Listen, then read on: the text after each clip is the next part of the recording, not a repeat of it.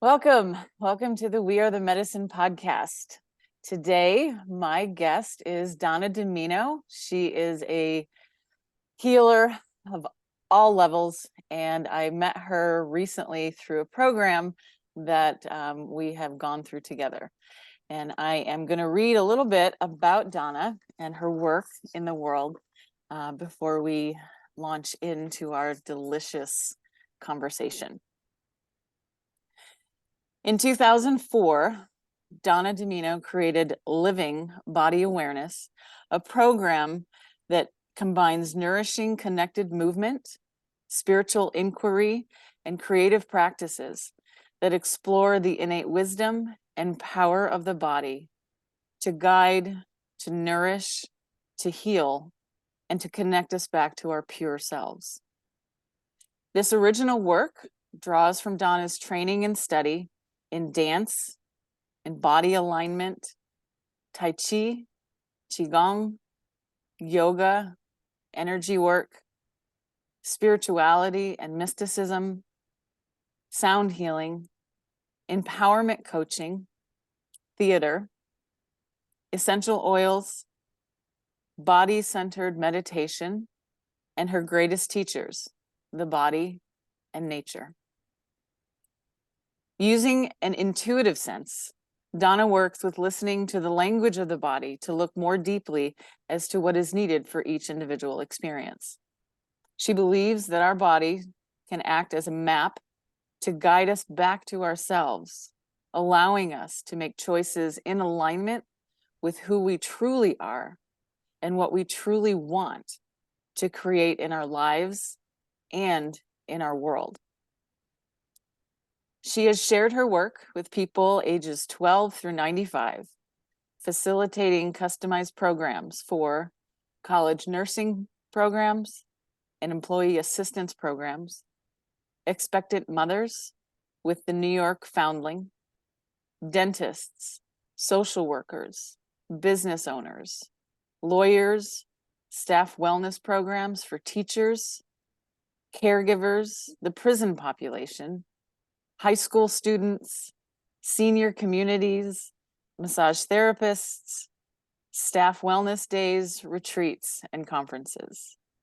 She offers classes, private sessions, workshops, staff wellness days, retreats, and special events. And the best way for you to reach out to Donna is through her website, livingbodyawareness.com. Welcome to the show, Donna. Nadia, thank you so much. I am just so excited to be here. We were having a delightful conversation.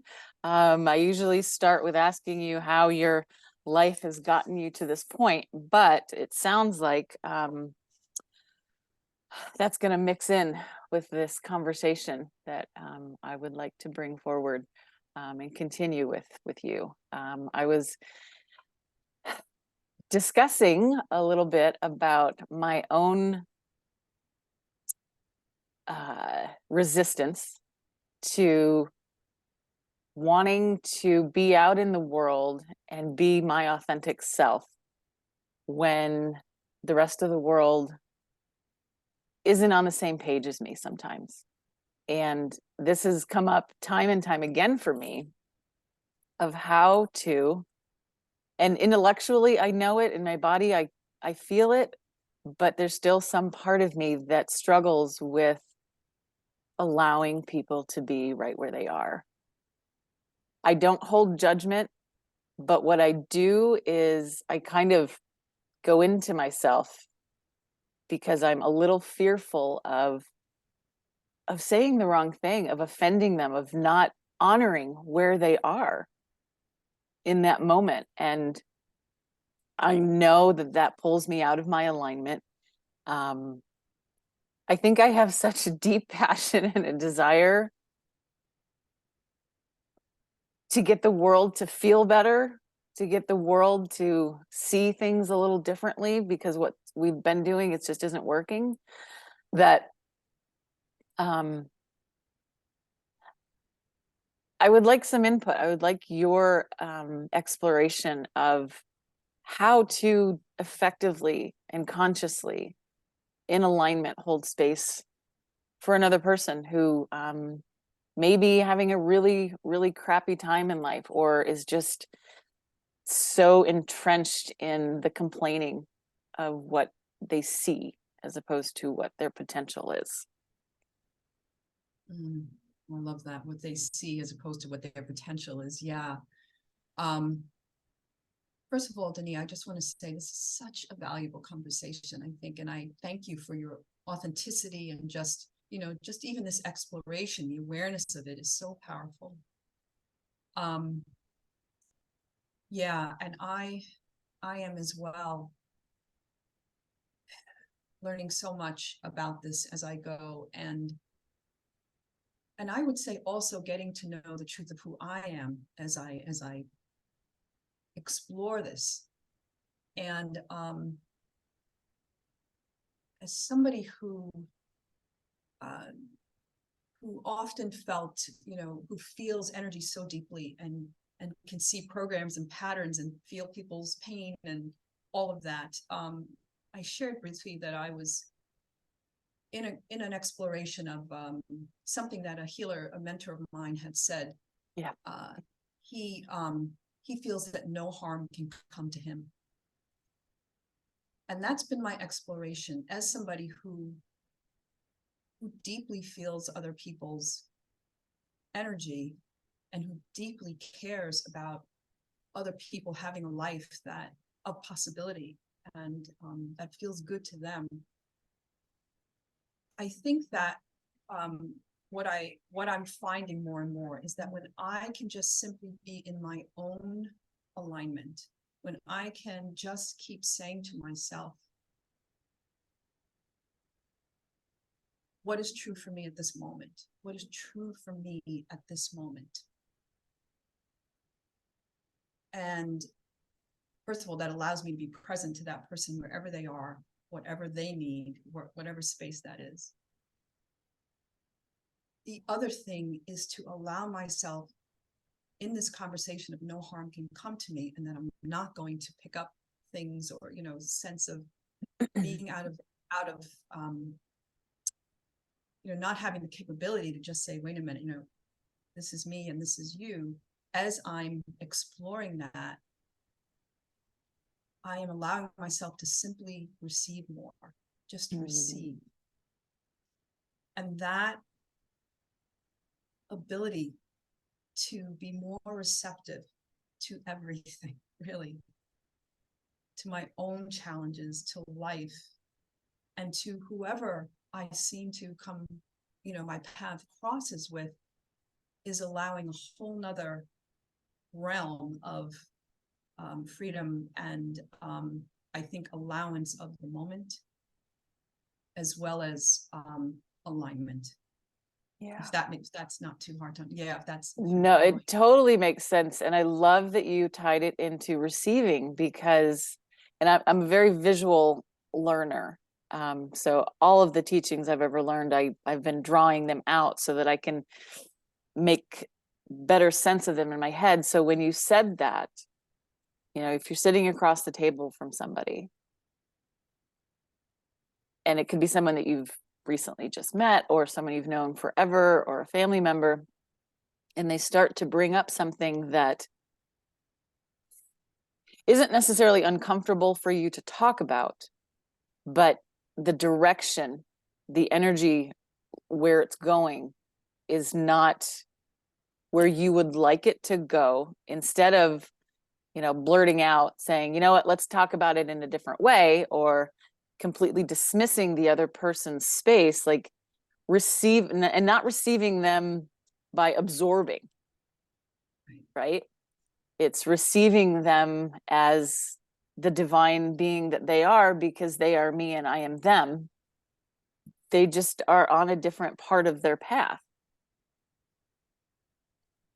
Yeah, and I think it's that space of maybe the balance. And I just love this because it is really that allowance at the same time. Allowance, that word has changed my life. Allowance.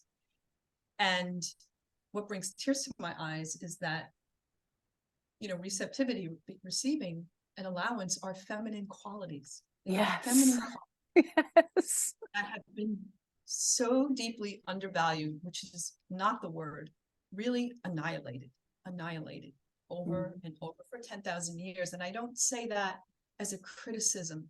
I say that as an imbalance that, females, males, all of us need to start to, I don't say need to, but I think are really being urged to, invited to in this time of evolution, to start to remember and start to bring into balance. And I think we as women, again, not in any way that we're better or more this, but I think we have a key to this,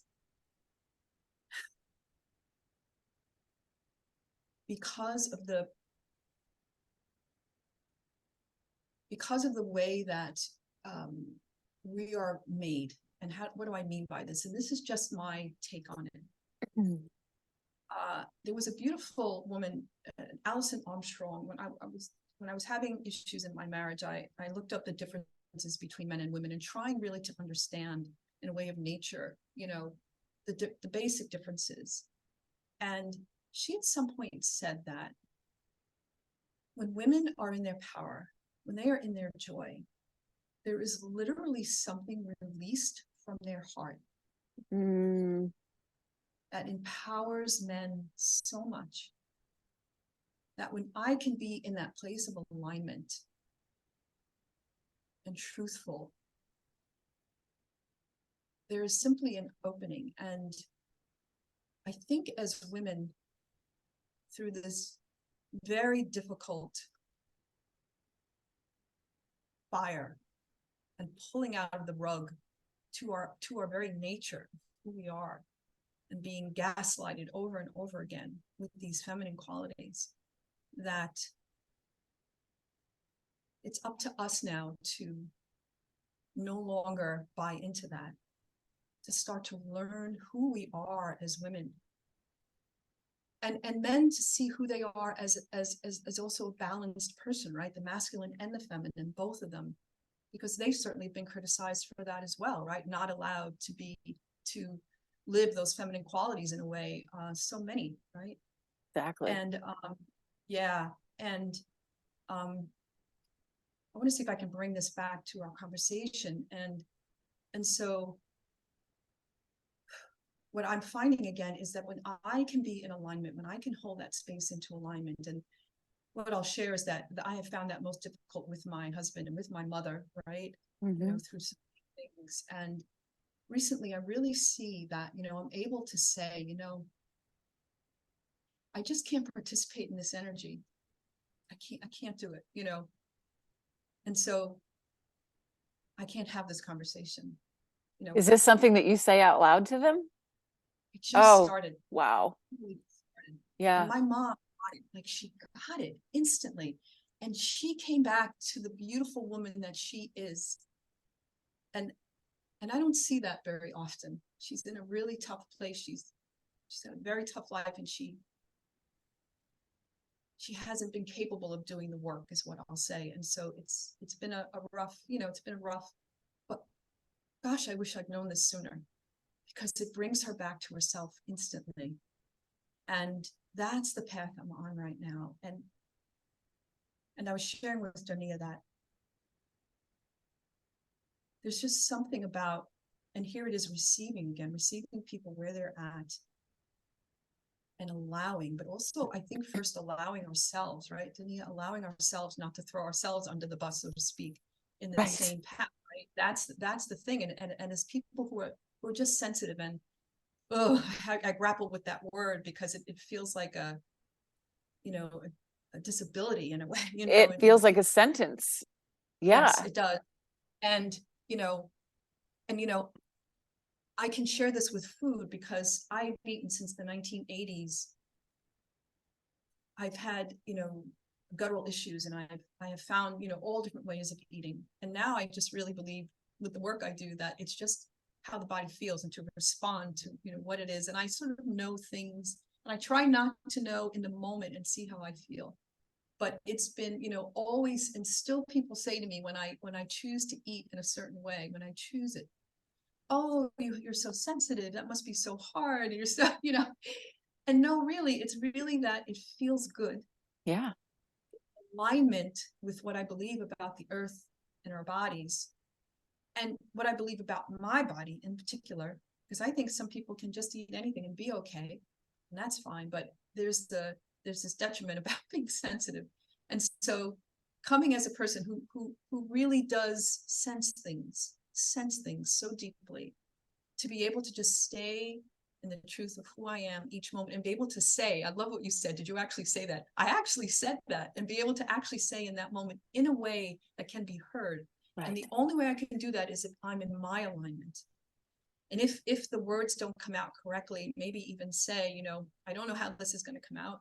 I don't know if you're open to this, but I simply, I can't be involved in that energy right now, or whatever, I can't go there right now. And so, and I find that, my husband too, he gets it, it's like, okay. And my mom, who really lives in a, in a place that is very victim, and, and she has been through an awful lot. And, but, again, in not healing that, I think we can cause harm unintentionally because of that place. But she is getting it, Dania, and I'm amazed. And it's so freeing. It's so beautiful. And sharing with Dania, when I love to walk, I love nature, I love to be outside. And some of the gifts I have that are simply gifts. I don't even know even how to explain them sometimes, or they just are there. But is that I'm able to see people for who they are, and sort of illuminate that light somehow just by seeing it. And it brings such joy. Like the moment I see them, and it brings me such joy because I can feel the truth of who they are. And there's this exchange that happens.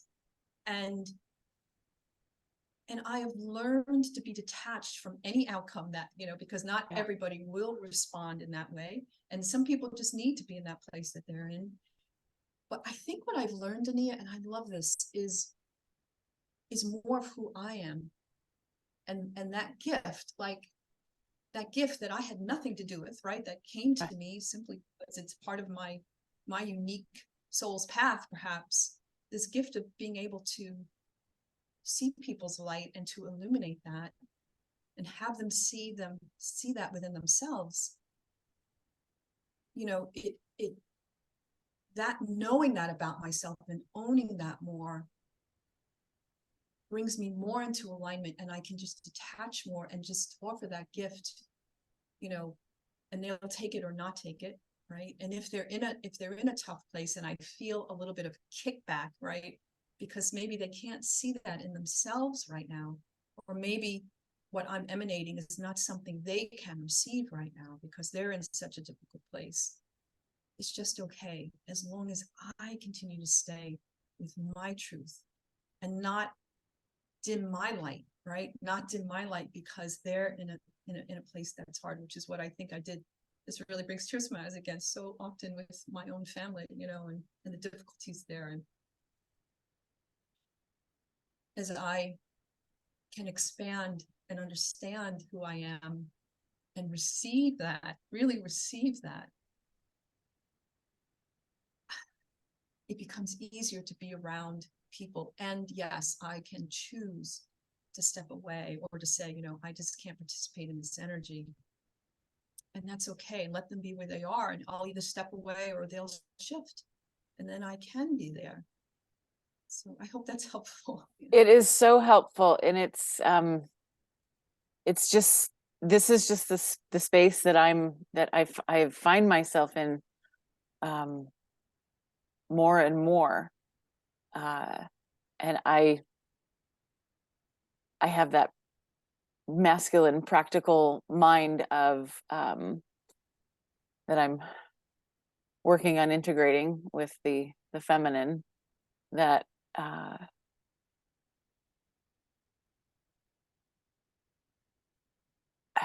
I feel I feel so empowered by what I've been doing and how it's been working for me. And it's kind of been, it's nothing that I've actually really paid for. It's not something that it's something that I've been realizing that I've always had.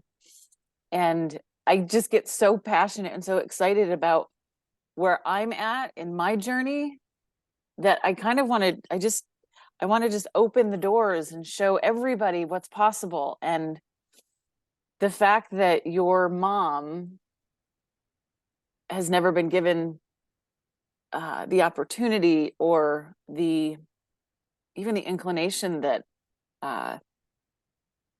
or maybe even just the time to do it, to elevate herself, when you can bring something to her that she may have never even heard before, and you can watch her armor melt a little bit, and that she gets it without putting in the countless years and struggles of the dark nights of the soul, and reading and learning from other teachers, that innately she gets it.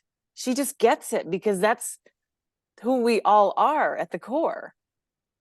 And because of the way that you've been able to hold space for her, obviously she felt that it was okay to kind of let down the guard. We're so, I'm not afraid. I'm concerned about hurting someone's feelings, right? I'm concerned about, I've been told before in my life that I have a very condescending tone sometimes. And so I'm very aware of, when I have a conversation with somebody, that I'm really connecting with them as opposed to telling them what they need to do. Because it's never my intention. It's never my intention to allude to the fact that you're doing it wrong, or you're not doing it enough, or this is the better way. And it takes a lot of practice. I know a lot of my listeners are friends and family of mine that I have behaved this way with them before. And if I can just globally say, I'm getting better at it, because that's what we really want to be. And there's still a part of me that I just don't think I don't know if it's that I'm not ready to fully step into my power, because of the beliefs and the conditioning and the stories and all of the things that have provided the contrast for me up until this date. But I'm working on it, and I love the opening, the receiving, the feminine energy that a woman I just interviewed the other day, the feminine and masculine energies is just, it's coming up in every conversation I have now. And I just love it, that to no fault of any movement in on the planet, women have, I think we have unfortunately taken the cue that in order to be successful, in order to be everything and have everything that we want, we have to engage more with our masculine. We have to play in that arena as the masculine energies of us. And thus we're diminishing, we're forgetting that we also have that feminine side. And that is more of what the world needs, because it's so lacking. We're not about being a boss babe and hustling and competing. We're all in this together. And the feminine energy is so nurturing and so receptive and so open that when we can all come from that alignment place, when we can all come with an open heart, an open space, whether you're male or female or whatever you identify as, you feel welcomed and you feel okay to express exactly what it is that you need to express without fear of judgment, without fear of criticism. Because I think that's one of my biggest things. I can't control how anyone takes what I say. But I definitely don't want to be the catalyst to put you further down into self-sabotage or self-criticism. It's the last. I want to be an uplifter. Yeah. Oh, Dania, so much here, so much here. Um, Again, I just so appreciate your authentic vulnerability. It's just so, I just honor it. I just want to honor that. And yeah. Thank you. It's as a phrase my mom always said, I don't get it from licking it off the grass. It takes it takes some work. It takes some very deep introspection as to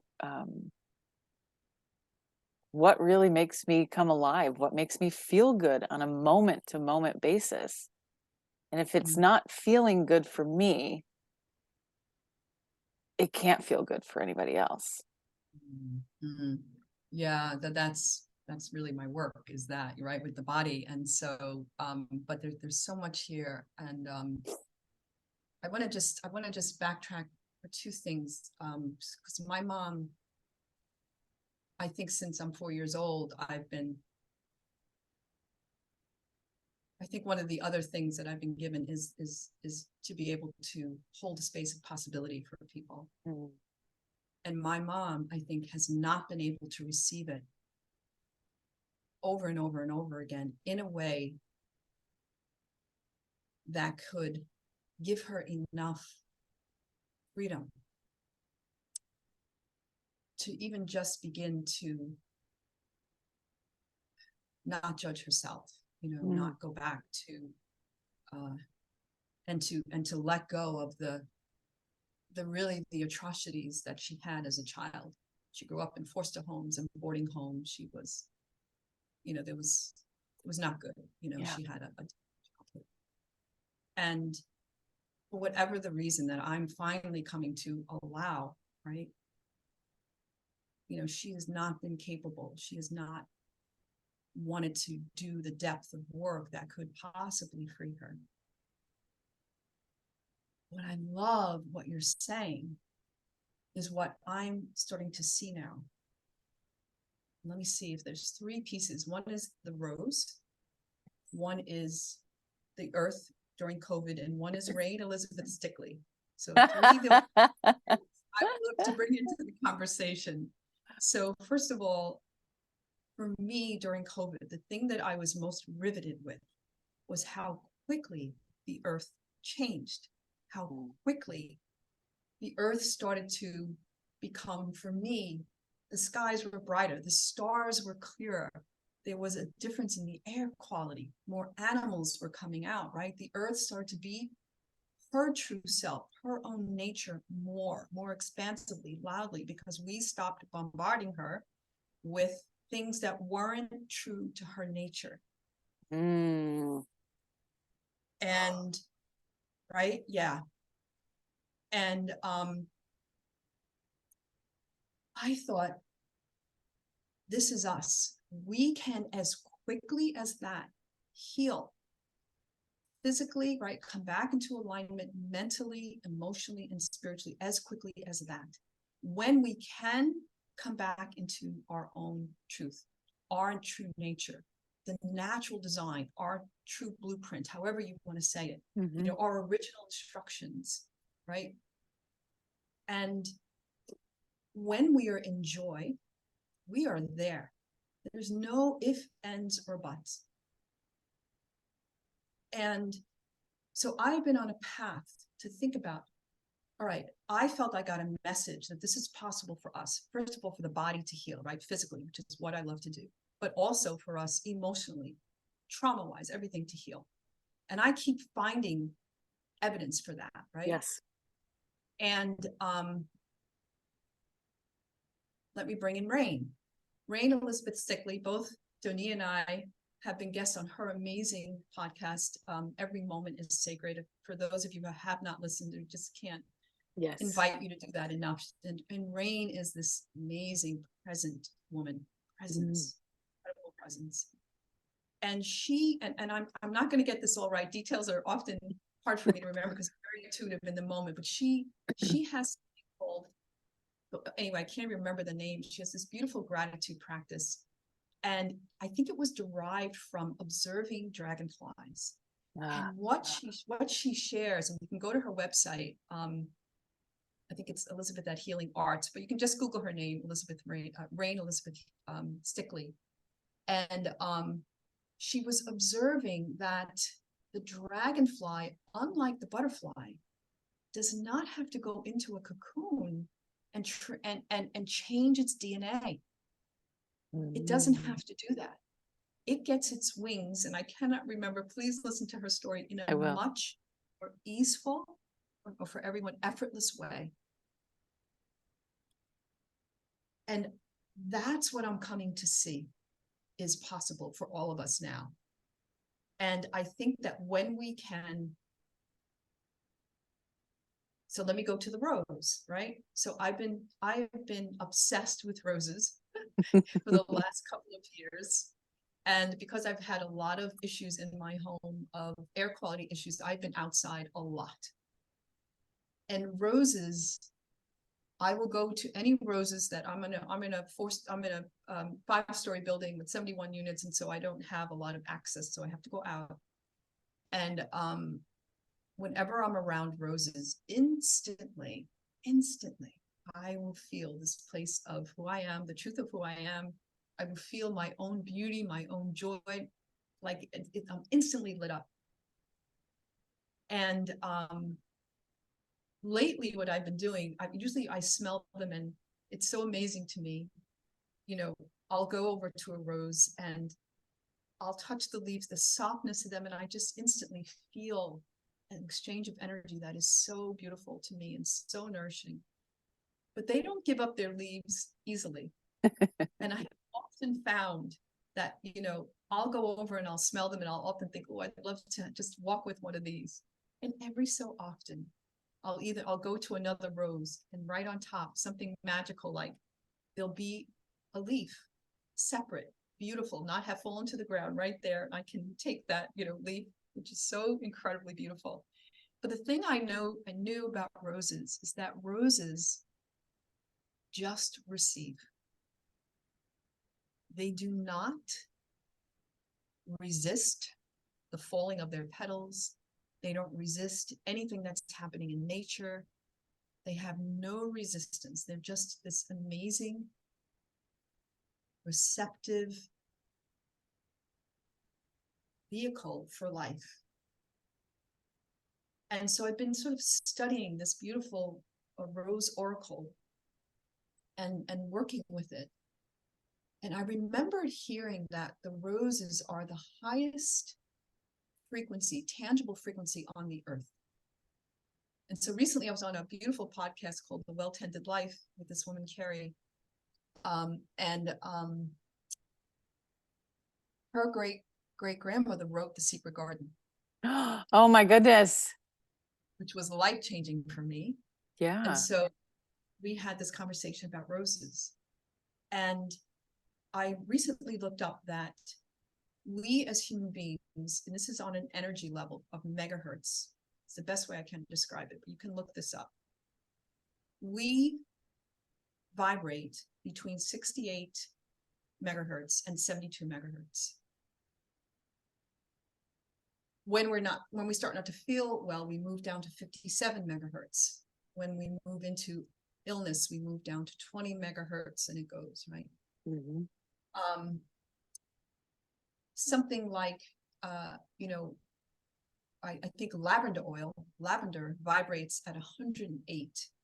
Wow. Essential oils, besides the roses, is the highest thing. I absolutely love essential oils. They instantly, in 2 seconds, it can shift our bodies. But the rose, I take a whiff almost every time I gotta go do something. you saw right before we started. I did too. I do it every time. It's amazing. Within 2 seconds, our body receives that. I think Mhm. within 20 minutes, it's in our systems, and within 2 hours, our cells are talking to each other with essential oils. But roses vibrate at 320 megahertz. 320 megahertz. Love vibrates at 528, I think, hertz. So it is said that roses are the closest thing that we can tangibly experience to love, to the frequency of love. And so as I'm exploring this, I'm just thinking, oh my gosh, right? So recently, with some difficulties, just intuitively, not only am I smelling roses, touching them, but I start to put my third eye on the rose. Dunia, it's like this download of the Akashic records. I don't even know how to say it. Wow. It is Yeah. so powerful. And so as we come to really understand, I think COVID has helped us with this, the power of nature, and I'm spending so much time barefoot earthing on the earth and all of this and studying this with my clients, and the results I'm getting is amazing. As we come to maybe a greater awareness of this, we will be able to come into alignment so much more easily, so much more quickly, just heal, come back to ourselves, know who we are, see who we are as we start to change the soil.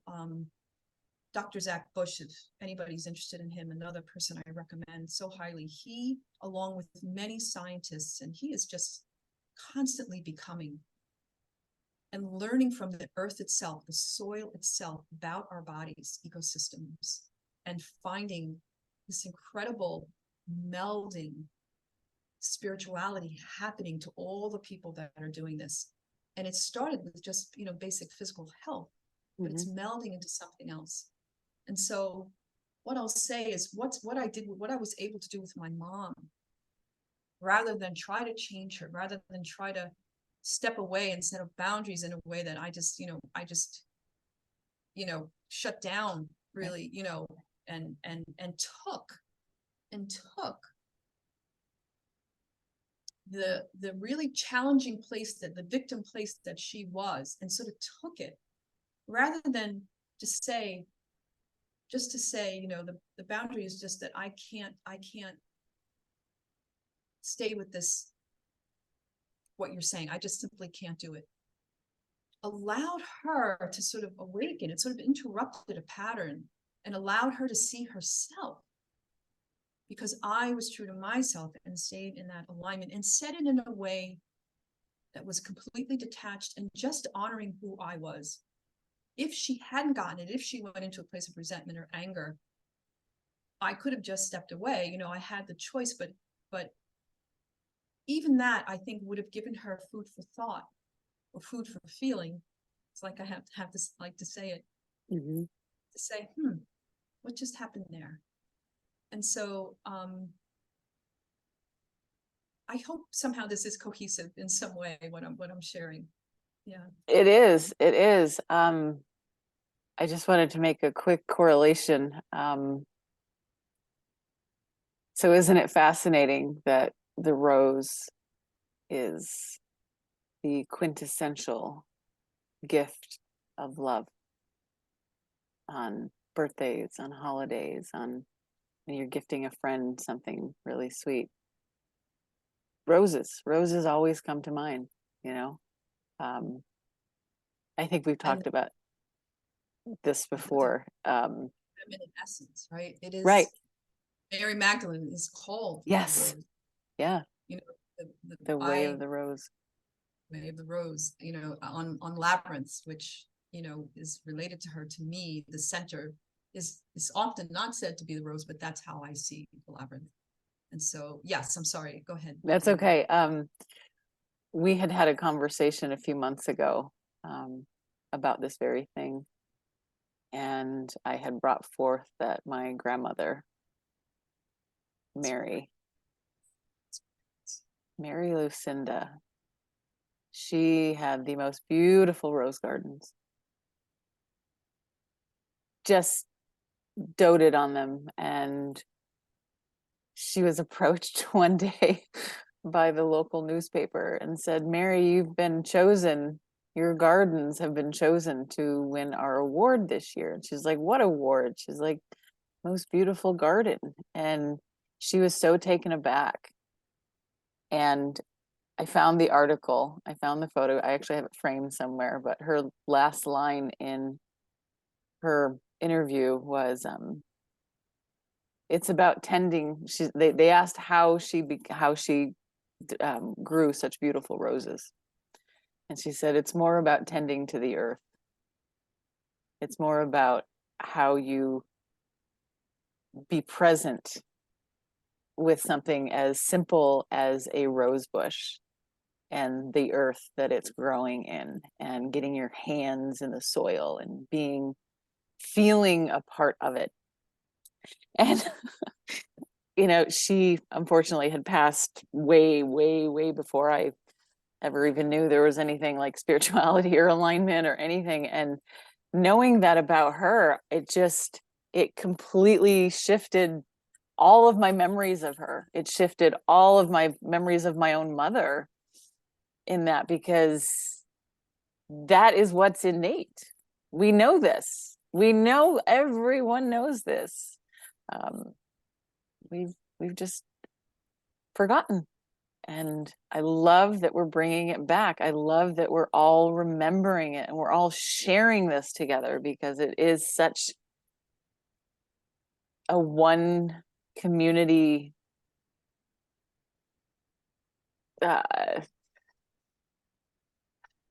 remembering. I guess it's just we're all starting to remember little bits by little bits by little bits. And when we all come together and share those little bits, such amazing, beautiful things are going to start happening, even more so than what we've seen now. I do believe that Mother Earth really needed a rest. And I believe she got it. And I believe that we're continuing that. We're embracing the time that we need to rest, which is the other part of the feminine energies, right? Is the resting and the recharging, instead of the masculine energy of doing all the time. I just love having the balance. Because I think for me, I can rest too much sometimes, in the feminine. I need to take that action a little bit more. So it really is, I love how you said that, Dania. It really is the balance of that. And gosh, but I think the issue is that the masculine has been so out in the forefront, so forced, that we do know that we may have to come to this other place, and of the feminine. And as we share this, it's like, that what I recognized with the ease, the effortlessness. And this is like, when I work with somebody to come back into physical alignment in their body, there is an effortlessness in their movement. There is such an ease in their body's capability to be free.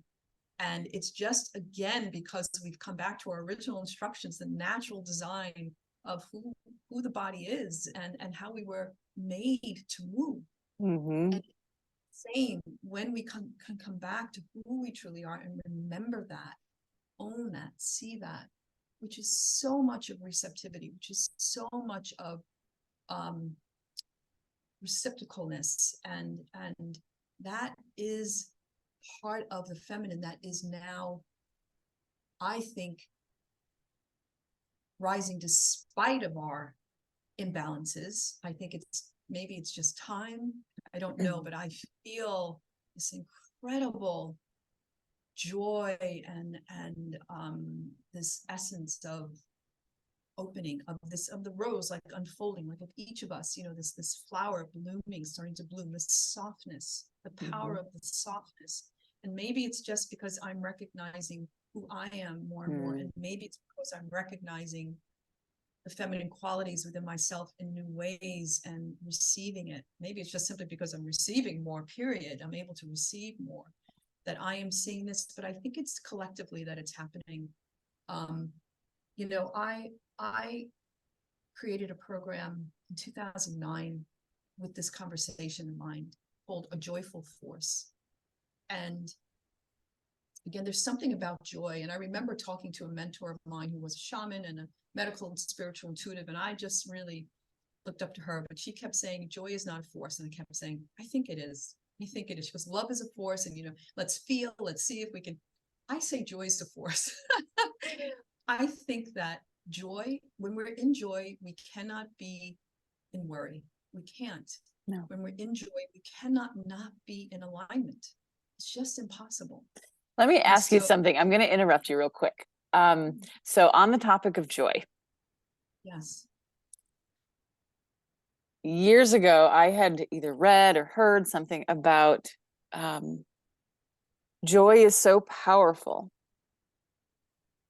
because we understand its impermanence. And I'm just gonna, a little example was, I used to have the most beautiful dog. He was a Mastiff mix. My God, I can't even remember what he was now. Anyway, huge, big face, beautiful, big dog, horribly, horribly, horribly abused. And he came to us, and for the very first time in his whole life, he was allowed to play. He was allowed to play without chains, without a box to live in, without being beaten. And it was like he had, I think he was about 14 years old. He'd never had a toy before. He'd never had the opportunity to, like, we would throw a stick at him and he would play with the stick for hours. He would throw it up and he would catch it and he would wrestle with it. And it was just the most beautiful thing. And I would sit and I would watch him, and I could feel that joy in that being, knowing that he was ill, knowing that he would leave soon. And it just made that joy so much more, so much stronger in the moment. I wasn't pining over the fact that it was going to go away. Like, it still brings me so much joy when I look at the video or I look at the photo of him. I remember him playing. I remember the joy that it brought. And so that's what I mean by the impermanence of it, is that the life is balance. Everything is balance. And we can have an underpinning of joy coming through everything that we do, and help us when we're not in that place of joy to feel it more. And so I'm not trying to be pessimistic about it. I guess I'm trying to be the opposite of the idealist that I am and be a realist, that it's so joyful because I know it's not going to last forever. Because nothing lasts forever. Yeah. And, how that hit me, Dania, is part of the work I do as well. Is twofold. Again, part of the work, and part of the healing that I had on the labyrinth, which I call a playground. It was like a playground for healing for me. But in my work, I think part of me being what I call a body advocate, and how and why I see the body as our greatest ally, really, our greatest champion, a warrior for us over and over, is that the body is the essence of how we feel, of feeling, of the divine technology of feeling.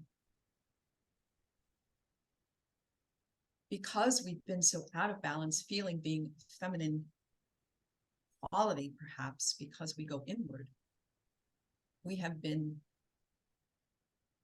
denied that privilege. We have been told to do everything else but feel, right? Everything that's been taught to us for thousands of years. Well, you're too sensitive. Stop feeling.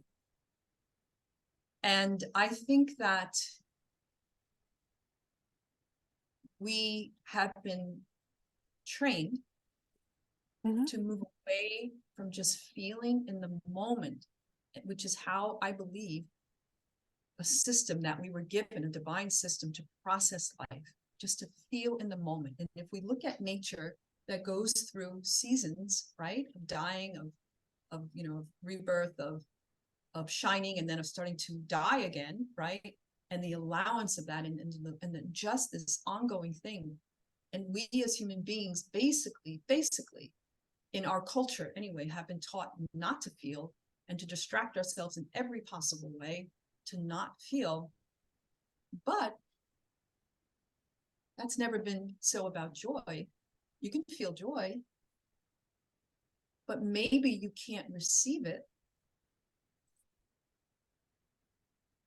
But what if we were able to feel pain or sadness the same way we feel the impermanence of joy? Mm-hmm. That in that Yes. moment, we just receive it because it feels good. And maybe we can just receive pain, sadness, fear, anxiety, because it feels good to feel it, to allow the life of the feeling itself to live out its destiny. Oh, love that. Mm-hmm. Right? And so my work is to help people come back to the pureness of their body, the original instructions, who the body is almost in like an art form to me. It's, I don't say postural alignment, which is where I love to start because I think it does so much for our mind and to regulate our systems. But I say the design of the body, because to me, this is this incredible divine design to this body that we have been taught is wrong. The same way we've been taught to wear shoes that don't allow our feet to move the natural way they're meant to move.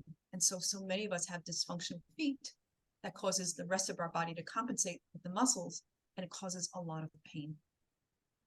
So somehow, and I say this without judgment, but I say it with great passion and a very,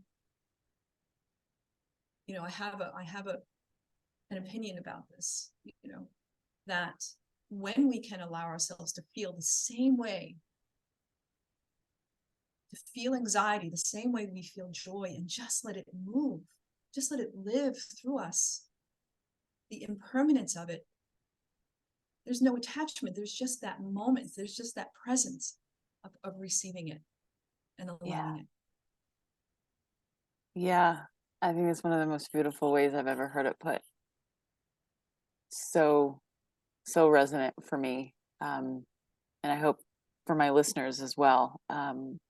We have been taught from a very young age that it's not okay to have anger. It's not okay to exhibit anything less than, put on your happy face.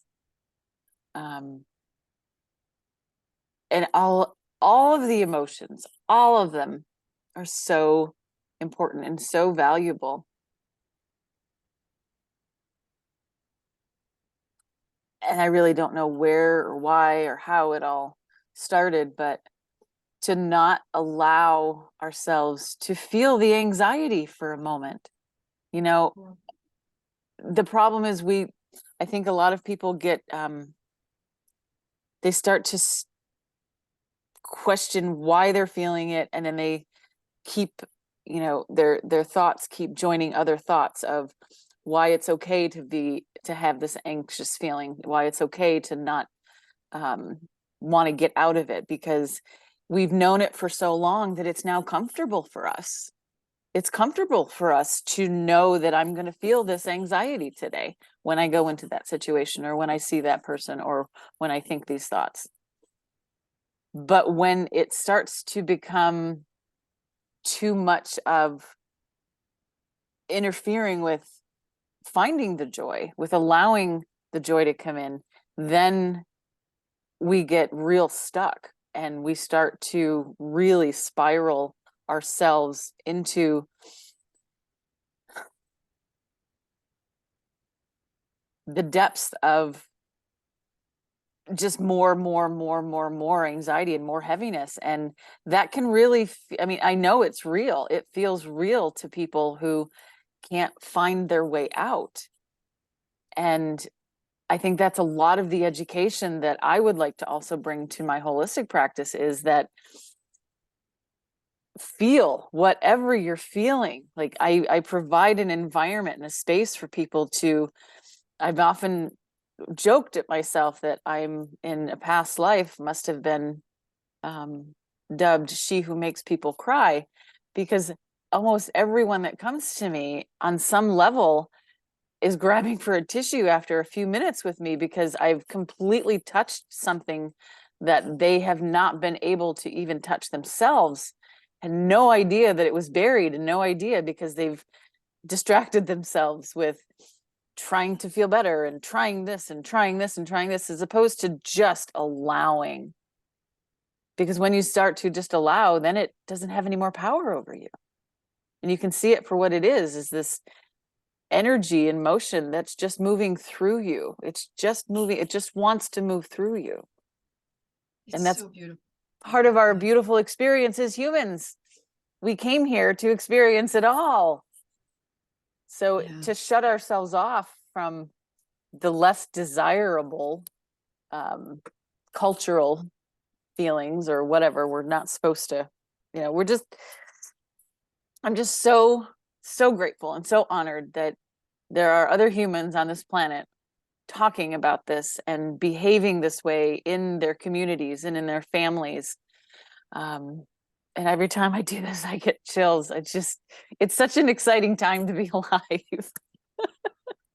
It is so exciting. And oh my gosh, yeah. And in and through the classes that I teach, a movement, through the body work that I do, my hope, my intention is to have people be able to feel in a way that is just so natural for them. They remember that. And how I do that is through the focus of alignment and starting to come within, to come into that place of sensing our way like a little woodland animal. That's why I say food for feeling rather than food for thought. Some food for feeling. Just come into that place of sensing. And I work very, very intuitively, and so that's what I offer people. The hope is to remember. Like, I feel like if we could slow down long enough to feel what actually feels good and what doesn't, we could find our way back into alignment. Very, it may not be right away, but over time we could absolutely do that. And maybe I can help you find it faster, or remember some things, or open doors or open windows to help you reconnect in that way. And that's the way I work. We move inward before we move outward. Yeah. And that's the thing about feelings too, is that, to be able to move inward and sense where you are. As an actor, I really got a lot of practice in this.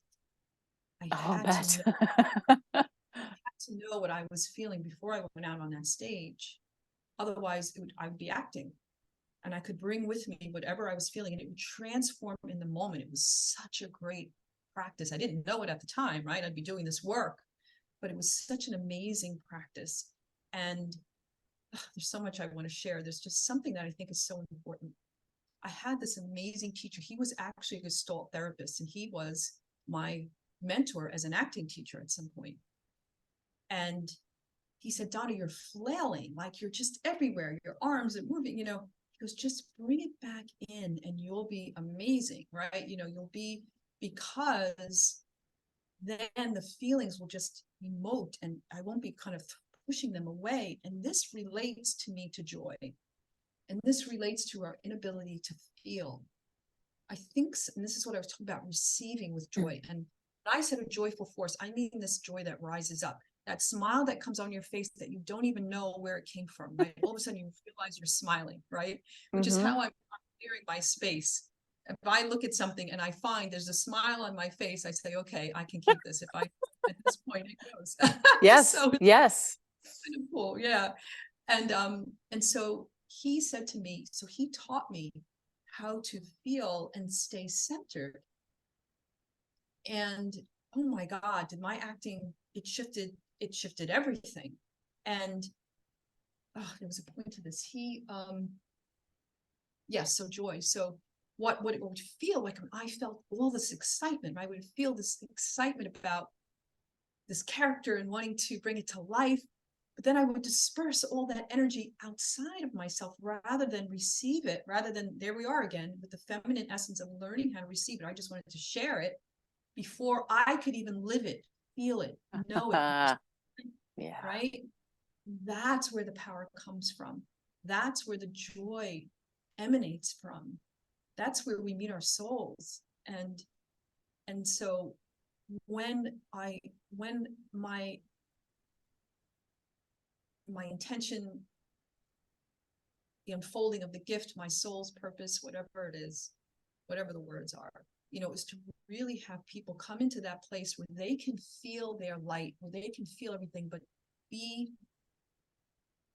let it be effortless. Let it be the most effective it can be from that place of alignment of where our natural design, our natural blueprint stems from. I don't know if I'm speaking it right, but you come back to yourself is the best way I can say it. So You're saying it so beautifully, and visually all I can see is, and I think for myself, my own experience, the phrase, well, what do you have to be so happy about? What do you have to be so joyful about? Look at everything that's happening in the world. Why are you so happy? I think that when I first started to feel joy, really feel it and embody it, it was foreign. It was foreign to me. And joy was uncomfortable. You've gone through some hard stuff. You should be, late staying in bed. And I could hear the society and all this stuff. And I can feel people when I'm with them that they don't feel like it's allowed, that joy is not allowed on a full-time basis, moment to moment. Joy, that good feeling good.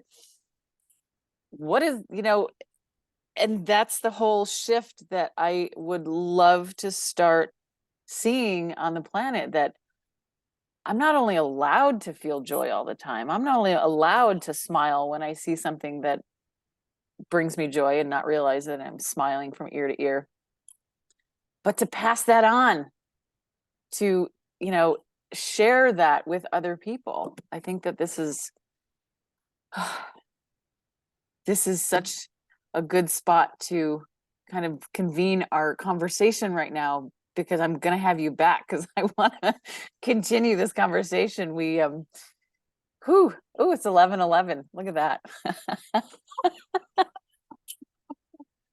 wow.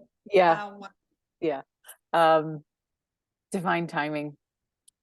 Donna, you are such a light, and I'm just over the moon honored to be able to share this planet and this time and space with you.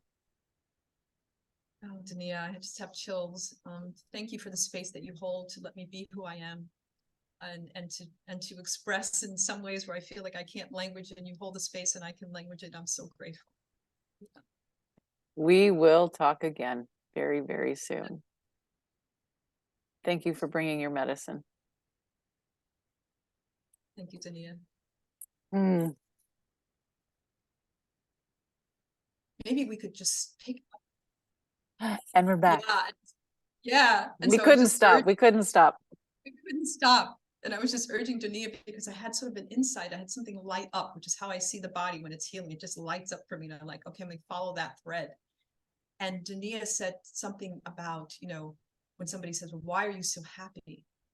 And it just came to me because to say that the thing that came into my mind was because I'm feeling, because I'm allowing myself to feel, period, which puts me in the present moment, which allows my sadness, fear, and anxiety to have a kind of life to it, a kind of joy, because I know it's moving. I never thought of it like that before, Dania. Light bulb. So isn't that like, there it is. That's that divine technology that nature does every day, that dogs do, that our body does when allowed, when it's separated from the mind. Yeah. This is what we're meant to do. And in that, whether it's the sadness, the grief, the anger, there's a kind of light, there's a kind of effortlessness, there's this delight, there's this nutrient of being able to feel. In Ayurveda, there are marma points, similar to acupressure points. And over 72,000 points of light that are energy able to get through the body. And throughout the course of our life, through all the ways, they get blocked, they get closed. And in Ayurveda, they liken marma points to windows. And I've been doing a lot of work with this with my people. And it's amazing the beauty of when you can sense a closed window and that emotion that just can't get out. It's like a trapped bird trying to get out of a window, trying just to get out of the window. It can see the outside, it can smell the air, but it just can't get out. And when you can allow yourself to open up that window and it just flies free, oh, not only is there relief, but now there's opening to receive more of what you really wanted. And that's a lot of what we've been talking about, is allowing the energy of these emotions to come in. And but if we're closed, if the windows aren't open, you're not going to get a cross breeze. Yeah, so beautiful. And if we're terrified of feeling, yes, my mother yes, is terrified of feeling. My two nieces are terrified of feeling, Donia. One of them has anxiety like you wouldn't believe, and one of them has an eating disorder. And they're terrified of feeling. And here I am, like, it's crazy. And what I'm thinking of is, I try to release bugs, insects, right, that come in. And you open the screen and they still don't leave. I know. Right? They don't leave. This is how we are. And Joe Dispenza said something the other day, and I heard him say, and it really hit me. He said, the body has become the mind. I'm starting to understand this differently. So Kathy Heller would talk about the chemical reaction we have now, right? Yes. To anxiety and how cortisol is made. And so even, whatever, the joy almost becomes the anxiety because it's this chemical reaction to make this cortisol. And so when he said that our body has become our mind, I thought, oh my God, because when I said about the people learning the purity of who their body is, we have, like, people have no idea who their body is. Like, I feel like I've been given this gift to see the body. I know the body. The body is this, probably the most amazing structure, like the rose, that is tangible on this planet. And we just turn away. It's insane, right? And so what Joe Dispenza says, which I love, because one of my greatest mentors is Cesar Millan, the dog whisperer, because he learned from dogs about dogs.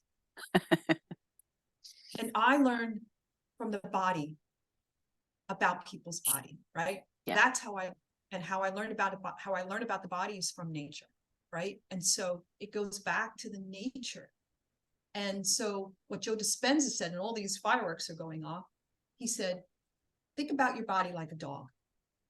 When you're going to eat something, and I love this because I do this, right? I have a flip phone, so I do not have a phone where I can go online. Amen, right? Yes. But I can sit down in front of the TV when I eat, right? Which, by the way, we then don't receive the nutrients. Our body doesn't receive the nutrients in the same way. So I've been practicing telling my body when I go to eat, sit, relax, stay. Don't reach for that. Don't reach for that phone. Sit. And my body, like a dog, loves to be told what to do when it's out of alignment, just like it loves to be, just like the compensating muscles love to be told to release so that they can then move back to where they belong, into the dysfunctional place, and become functional again. And so I'm like starting to work with that, and bells are going off, ideas that, you know, and what it's like a lava lamp. This is how I visualize it, if you're visual, right? And then the body starts to break away from the mind. And I call it a community of the body. Everything can be in alignment with what it is. Our womb, our heart, our back heart, which I think is different than our front heart, our mind, our guttural brain, our body, our soul. Our body houses all of these things. They are our community. But we have separated them or brought them all into just one left wing community, right wing community. No, you know, I don't want to put anybody out. Right, Left right. or, to say left or right, right? Either way, we're tipped to one side. One masculine community that's not in balance, and so desperately hungry to come in balance again with the feminine community, the right and left hemisphere of our brain.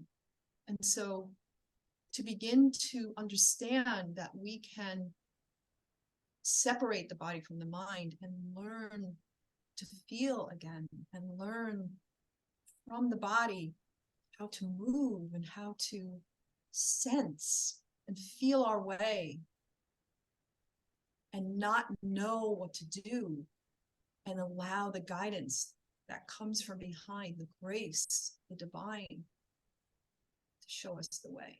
And we can only do that through feeling, through sensing. Yeah. Thank you. I'm glad I unclicked the record button. Oh my goodness. Oh my goodness. I love the dog analogy. I love it. Me too. Stay, sit. Because if there is one animal on the planet that fully embodies unconditional love, is the dog. My Roscoe, my beautiful, he's actually a pit mastiff mix. So he was huge. His face was like massive. Everybody loved him. And he was just horribly, horribly, horribly treated his whole life. But he was the happiest damn animal on the planet every time he saw another human being. Like, maybe this time they'll love me. And after we had him for a few years, it was just his physical body, you could tell he had issues, but like his joy kept coming forward, just kept coming forward, regardless of all of the shit he'd been through. And that,